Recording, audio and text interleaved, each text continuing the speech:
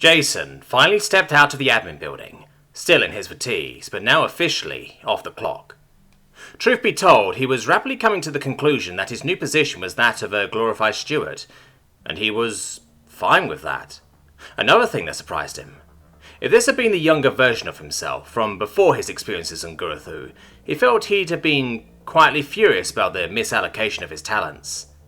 And at the fact that he still hadn't gotten any vocational training, which meant that despite his supposedly lofty position, he was actually the least qualified soldier on the base, something he'd brought up and Clef had summarily dismissed as unimportant.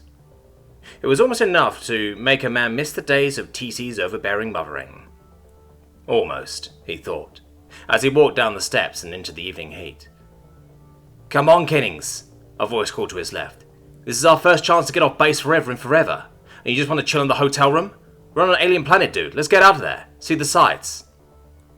Glancing over, he wasn't totally surprised to see a band of human marines in their civvies making their way to the front gate. He was a little more surprised that they were all speaking in fluent, if heavily accented, Shorvanti. "Don't give me that shit, I just want to sleep," a young man with an incredibly dark complexion and a vaguely Afrikaans accent was saying. "Then do that on base." His total opposite in complexion responded. The blonde-haired, blue-eyed recruit gesticulated wildly as he spoke, his broad German accent clear to hear. "On something soft," the much more subdued recruit responded. "Not the glorified cardboard they dare to call mattresses out here. I got enough of that back home." "I hear that," the final member of the trio said, the surprising Latina adjusting the strap of the small pack on her shoulder. "I never thought I'd miss anything about basic, but at least the beds were decent there." Her voice trailed off as she looked up and realized that Jason was there, directly between them and the gate. The other two were quick to pick up on his presence too, and all three stopped in their tracks. From his position, he could always see the gear staring in their heads. "Sir," Blondie said, snapping off a salute, something the other two were quick to follow along in doing. A little flat-footed himself, but more amused than anything by the ramrod postures of his fellow humans, he waved them down. "I'm not an officer, Private." 3 arms came down with synchronized slaps against thighs, and Jason couldn't help a small smirk forming on his features as the trio paled, as if expecting him to bite their heads off for the mistake. Which wasn't a totally incorrect assumption to have. He had a feeling some sergeants lived for moments like that. The sight did make him realize something, though. Just how young all 3 of them were. Baby faces, he realized, thinking back to Frisker's earlier words. Was this what she had meant? He hadn't been able to tell from up on stage, but now he was wondering if the rest of the regiment's rank and file were this young. "How old are you, Private?" he asked. 18, champion." "And you two?" he asked, inclining his head to the others. The dark-skinned recruit shifted uncomfortably. 18, champion." 19 last week, champion," the Latina woman finished. Jason nodded. That would have put them at about 12 or 13 during the invasion. Those people for whom imperial occupation was the norm. "How are you enjoying the capital?" Jason relishing the chance to speak in English before frowning a little as he stumbled over the words. Apparently he'd gotten a little rusty after not speaking it for more than a year. There was also no response from the trio in front of him, though, beyond a little awkward shifting in place. "Apologies, champion," the blonde said eventually. I don't speak much English." The nods from the other two suggested the same. Jason cocked his head. "You weren't taught in school?" Sure, it was a little arrogant for him to assume they knew it, but as he understood it, most nations that didn't speak English learned it as a second language, because it was the closest thing to a shared language Earth had, to the point where, in a meeting between a Frenchman and a Brazilian, it could be assumed that they would converse in English. The blonde just shrugged at his befuddlement, before seeming to realize what he'd just done and straightening up. "We started, but about halfway through it shifted to, well, shill." Jason sighed. He should have expected that, really. Seems the Imperium is determined to have English replaced by shill as Earth's lingua franca, he thought. Which only made sense, not just in terms of absorbing humanity into the Imperium culturally. He had a feeling that the rest of the regiment was just as young and culturally varied as the trio in front of him. Any communications between them would be in shill, which would make it a lot easier for their Shorvanti officers to keep an ear out for any signs of dissonance within the ranks. Sure, he doubted that was even considered when the decision to make shill a secondary subject in schools was floated. But he didn't doubt it was a consideration when the Imperium decided to fill the regimental roster. He couldn't think of any other reason the average age of the troops he had seen today was so low. Suddenly feeling a lot more tired than he had just a few minutes ago, Jason sighed before waving a hand dismissively, Alright, thanks for answering my questions. Go enjoy your weekend. Given that he wasn't an officer, they technically didn't need a dismissal from him, but they took it nonetheless. The German spokesman of the group once more visibly resisting the urge to salute before the trio took off towards the gate. Jason can help but feel a little old as he stared at their retreating backs. Well, that was a bit of an anticlimax, he thought. His first meeting with humans in over a year, and he found he had nothing to say. He also belatedly realised that he probably should have warned them to be careful on their first night out. It wasn't something guys often thought about. He knew he certainly hadn't. The Shulvanti played by different rules, though. I find it a bit boring, a voice said from behind him. Smells a bit too. It was only a result of long practice dealing with Yarrow that stopped him from jumping, as he very deliberately turned to regard the speaker. Captain Frisker, ma'am, he said, throwing up a salute, as he spotted the burly officer lurking in the shadows of the admin building. At ease. The woman threw a casual salute back as she sauntered over. Relaxing a bit, Jason stared up at her, trying not to focus on the way the setting sun was causing her tusk piercings to glint ominously. You find what boring, ma'am? She'll, Frisker said as she folded her arms, lifting her breasts very obviously in the process. You asked how those recruits were enjoying it? I figured I'd inject my own opinion. Jason felt something click in his head.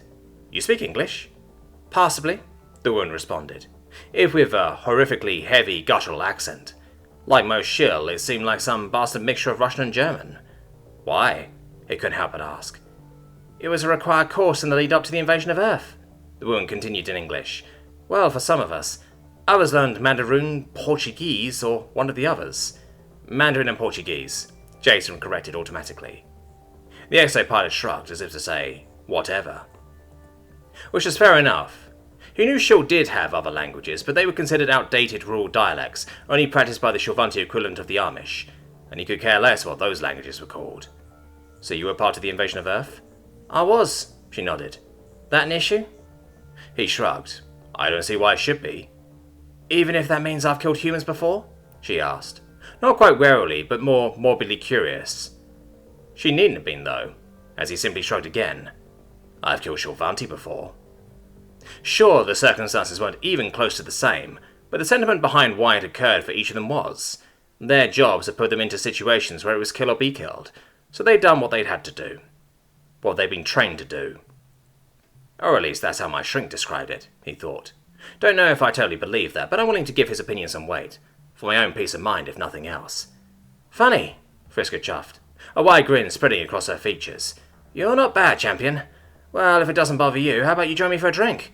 You can tell me just how you dealt with that band of slaving marauders. Jason eyed the strange woman. Wouldn't that be fraternization? Sure, the Shulvanti didn't exactly have rules about officers mingling with enlisted, but there was definitely a stigma against it. One that he'd been totally unaware of prior to him parting ways with TC and the Whisker. The Shulvanti scoffed. You're hardly enlisted. You're the regimental champion. Which is an enlisted role, he felt like saying. He didn't, though, because he had a feeling he still didn't fully understand the role. There was some cultural element here that he was missing, something that the incredibly dry briefing packet he'd been given on the subject hadn't been able to convey. He was about to respond when something rumbled against his thigh. Unclipping his datapad, he saw that Knut had just sent him a message. So, how about it?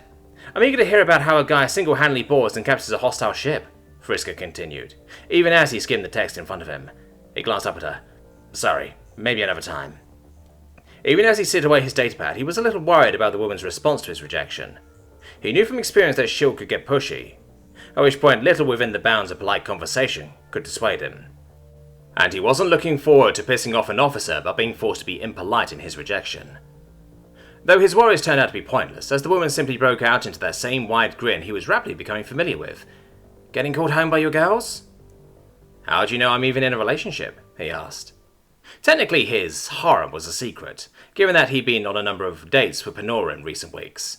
Sure, the former wouldn't have precluded him for the latter, but nobles could afford to be picky, and thus a male without too many other attachments was considered more desirable. And given that news of his recent breakup with the Countess was supposed to already be disseminating, in preparation for his replacement by new bait in Panora's scheme, he was supposed to be single and ready to mingle. Guy like you? Frisker smirked.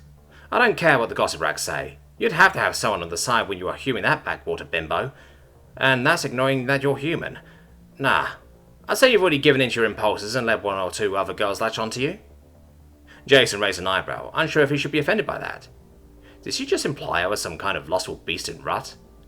Still, if your girl or girls are calling you home for some fun, that doesn't mean we can't still have some fun together tonight, Frisker continued, somewhat lavishiously. Some girls might sweat at performing the suspension bridge, but I find it rather thrilling. Suspension? Ah. One on the face, one on the groin. Suspension bridge, he thought. Is that like the equivalent of a devil's freeway for shill? Despite his incredulity at the offer, Jason couldn't deny he was a little intrigued. He hadn't really thought on it. Okay, that was a lie. He thought about it a lot, but the girls in his harem had been remarkably reluctant to share a bed, at least specifically for sex. They had no issues whatsoever with sleeping together, just not in the biblical sense. Clearly that was not an issue Frisker had. A little forward, don't you think? He asked. The woman rolled her eyes, a noticeably human affectation that he couldn't but wonder if it was something she picked up during her time on Earth. I find forwardness helps with human males, she said before leaning in. Females? You have to treat like our males. Wine and dine. Implying she'd at least tried to score with both. And succeeded, if her grin is any indication, he thought, as the woman's light blue tongue darted out to swipe viciously across her surprisingly plush lips. I'll, keep that in mind, he said, finally trying not to think on the erotic imagery the woman in front of him had just inspired. Christ, he thought he'd been getting the hang of Shilvanti forwardness, but he was in no way prepared to deal with this woman that was somehow an unholy fusion of Rocket, Assis, and Hrncir. Well, keep my offer in mind, the grinning woman laughed, as he didn't quite run for the gate. Jason sighed in relief as he finally made it back to his shared apartment. The day had been draining, in more ways than one. Which is why he nearly tripped over a package on his way to the living room, one of many such boxes of various shapes and sizes strewn across the entryway. Hey, Jason, what's all this? Knut asked from where she was tentatively shaking one of the smaller boxes, no doubt attempting to figure out the contents. Something Raisha was also doing with one of the larger containers, if a bit less delicately and with far more enthusiasm than the shy engineer. Last but not least, Yarrow was sniffing hers. He had to stifle a chuckle at the scene, as his lovers looked for all the world like a bunch of kids trying to figure out what possible toys might be hidden inside the presents left under a tree at Christmas. Christ, Christmas is coming up soon, he thought. Might actually have to start thinking about getting presents for them too. Well, for some of them. He figured that for one person present he was covered for this year. And the next 7 or so. No tarsal? He asked, deliberately ignoring the small pout of frustration his fellow engineer gave him as he sidestepped her question. He got called in for something this morning and hasn't returned yet. Raisha had lowered her box to speak, but hadn't quite relinquished it. A bunch of kids indeed, he thought, as he noted the action, though Yarrow had quickly and quietly stepped away from her investigations as his amused gaze roamed over her. If he didn't know any better, he'd say the wolfwoman was embarrassed at her display of unabashed interest in the array of brown boxes. He was? Jason asked, frowning. Given that, as far as he was aware, Tarsal had no other acquaintances on Shill, other than the people present. It was fair to assume that the smaller male had been called away for something work-related. Which means Tarsal's leave might end up being cut short, Jason thought. A sad but all too real reality of military service was that the military didn't really give a damn about you or your other commitments. If the higher-ups wanted you to be somewhere, you were going there. Any personal plans you might have made be damned. Annoying, but that was life. Nothing could be done about it. This, on the other hand, he thought, eyes roaming over the horde of boxes stacked haphazardly around the room. He could definitely do something about that. They were supposed to deliver it to the aviary, he thought irritably, not just dump it at the house. Looking around, his eyes quickly landed on where the shipping manifest was precariously balanced on the bundle of boxes. Picking up the sheet of watermarked paper, he scanned through the text. Then he sighed. Someone was going to get a very angry email about this. He filled out the paperwork for this delivery weeks ago with both the delivery company and the aviary itself. Everything was set. But according to the sheet in front of him, security at the academy had denied the van entry.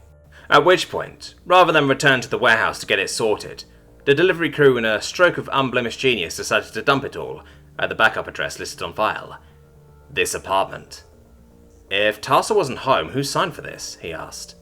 No company would be careless enough to deliver this stuff without a... I did, Raisha said happily, once more shaking her box. They said it was for you. Of course, he thought. Quit holding us in suspense, Jason, Knut finally burst out, the quiet engineer tired of being passively ignored. What is all of this? He could only grin at the put-upon expression of the small engineer, or the blatant curiosity and less obviously curious gazes of Raisho and Yarrow, respectively. "But," he said finally. Yarrow leaned in. "For what?" He simply inclined his head in Kernathu's direction. "Her new exo,"